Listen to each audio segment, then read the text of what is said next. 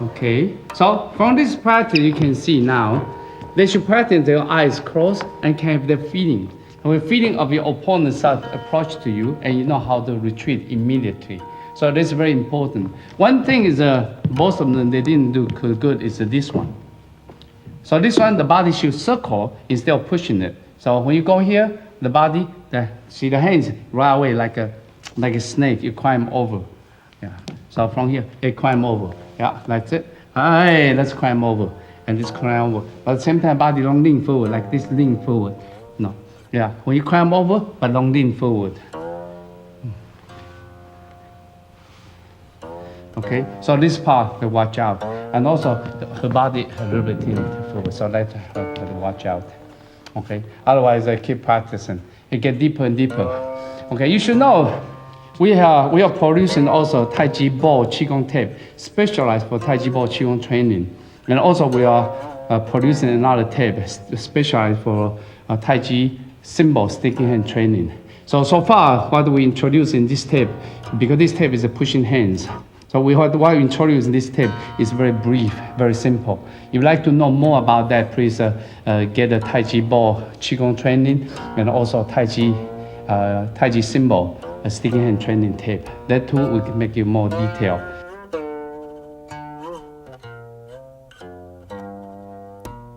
捧捋挤按定步双推手。Double push hand, sometimes people call 捧捋挤按. So this is from another option of a Taichi push hand, double push hand sources. Okay, this one commonly practice and very popular practice now in China and in other countries as well. Because the reason we try to introduce this one to you. The first one, when you practice this one, try to practice without the leg first until your body becomes so smooth. The first one, when someone listen, for him is both hands. This one try to push you. This is ji.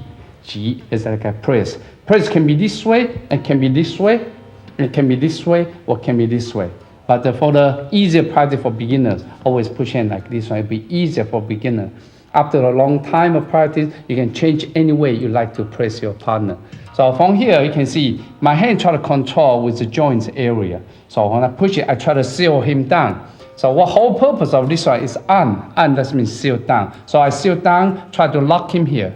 So when I lock him here, that's why I allow me to attack the top. Because once it's sealed, the top belongs to me. I can really easily attack him.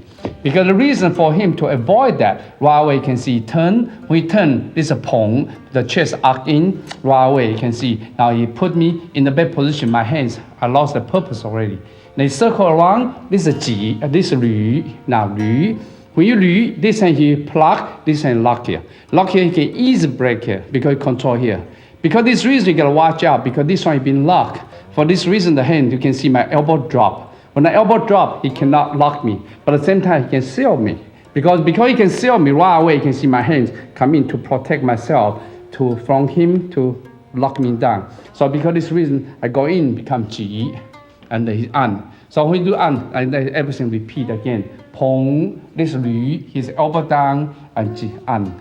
Pong, lü, and see my elbow, drop it, and ji, an. Pong, lü, and ji, and an. Pong, lü, and ji, and an. Okay, this one can be the other side as well. When we push it, I can neutralize that. Pong, lü, ji, and an. Pong, lü, ji, an. Now I go back to this side. Pong, lü, ji, an. Pong, lü, ji, an. Pong, lü, ji, an. So you can see like a very simple routine. So when you practice, try to get rid of all the muscle first until you can feel the comfortable feeling so soft. And try to learn, see, you can mix both sides. See like that, so try to feel the body relaxations. And you can feel the body, the movements.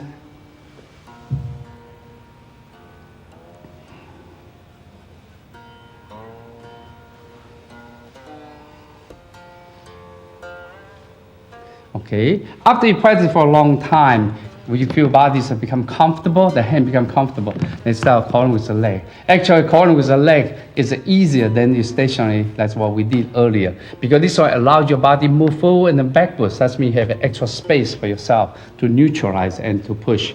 Okay. So this one you can see. This again, this an. There's a pong.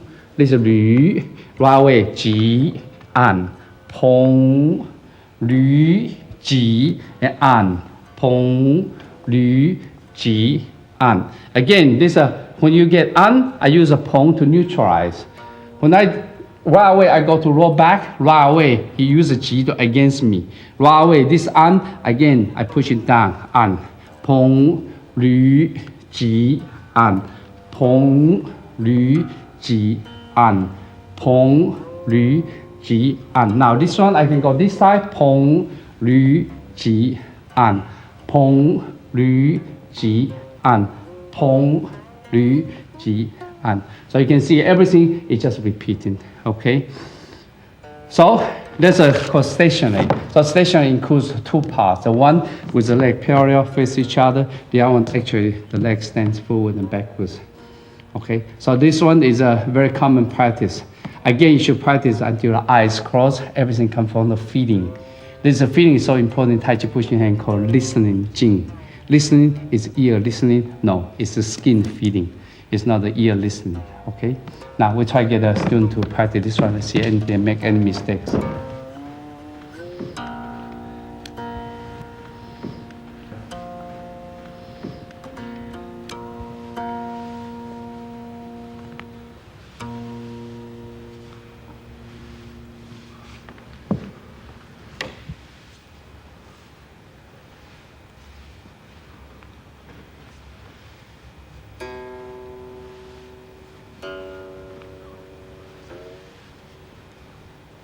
Try to mix both sides well.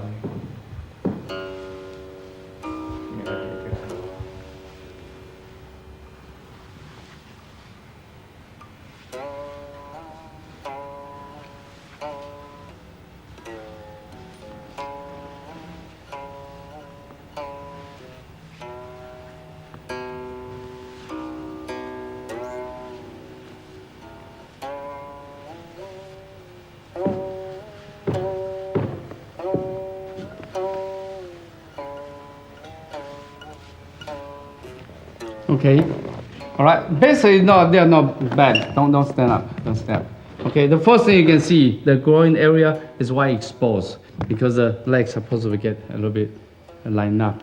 Okay, so that's the first one. The toe don't face forward. The toe slightly locked in. Okay, so there's a two things you got to watch out. 捧捋及按动步双推手。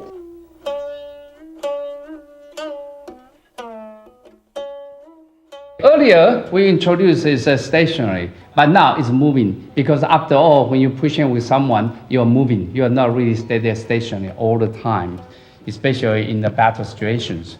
Okay, so from here you can see the beginning purpose. What I did, I try seal. When I seal, at the same time, I see my leg up. I try to kick the shin or kick the kneecap or kick the groin. So because the reason is very important for you, you have to know how to lock the groin area to protect yourself. So because reason the first thing, it come in right away, this down, this in, so this leg is alive. So this one, when I do it, I go next to the right hand side of his right leg. So this one will give him loose balance to push him off the balance. So because this reason, he had to step back in order to get out of this. So when I move, right away he get out. So when I step forward, then I won't go to the center and push him forward. Okay, now he do the same thing, should be next to my leg, and in this case, he can lock me. So turn and in. Again, I go 1, 2, 3. 1, 2, 3. Yeah, so the beginning when you train, you should go straight line first. Don't circle yet. Because the circle, when you go circle, you start losing centering. Okay, beginning go straight line. Until later you become good, you can change any angle you like to. So move back this side again.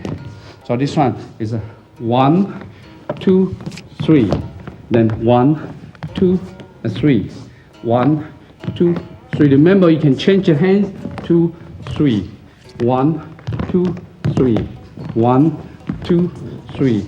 1, 2, 3. 1, 2, 3. 1, 2, 3. Okay, only you practice for a long time, they become more free. When you get more free, they can change any angle, any direction you want. For example, like this one. So now I can start changing the angle. Yeah, I can go any one I want.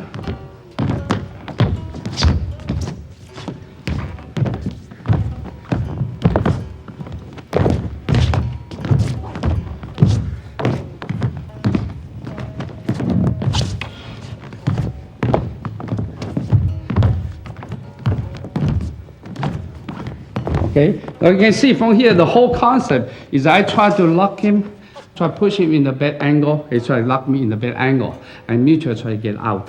See, again, this is a routine training, but it's almost like a free, because the angling allows you to have a free choice. Okay, let's try to see how Steven can do this.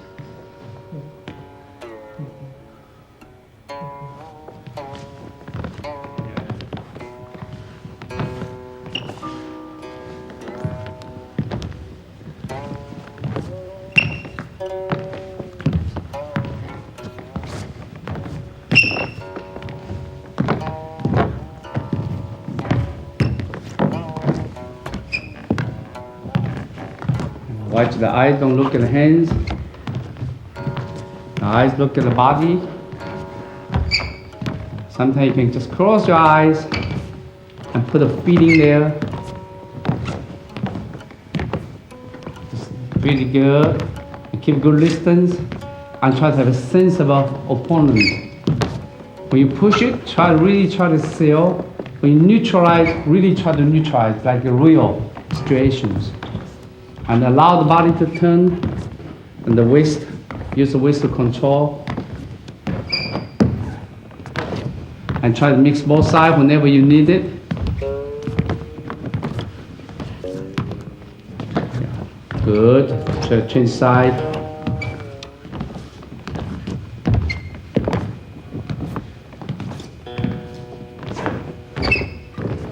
Okay. Yeah, basically they did pretty good, except one thing, because both on the left-hand side, they don't practice as much. So that means all the time they're looking the right-hand side. So once you know that your enemy knows that, then you can use that as an advantage for him. Try to always lock you this angle. So because of this reason, you have to really master both sides. So a lot of times you have to use this side. Whenever they try to change the sides, I find out they become more awkward, they lock themselves. So that's a thing they have to practice more. Otherwise, they did a good job for this side. So far, this is the conclusion of the second pushing hand tapes. Totally, YMA plan to introduce 4 video tapes for pushing hand to help the readers, the people, the viewers to understand the basic training of Taichi pushing hands. So this is the second one. So from here you can see the key point of Taichi pushing hands really come from knowing the technique. After you know the technique, then you practice and practice and practice. The more practice you have, the easier it is and become more natural it is and become part of a natural habit. So when the time comes in a situation, I don't care if it's in competition or in combat situation, you have to really react without thinking. In order to do so, you have to keep practicing. So when you practice, then body become adapt, it become a habit. So without thinking, it can react. That's the whole key of a pushing hand training.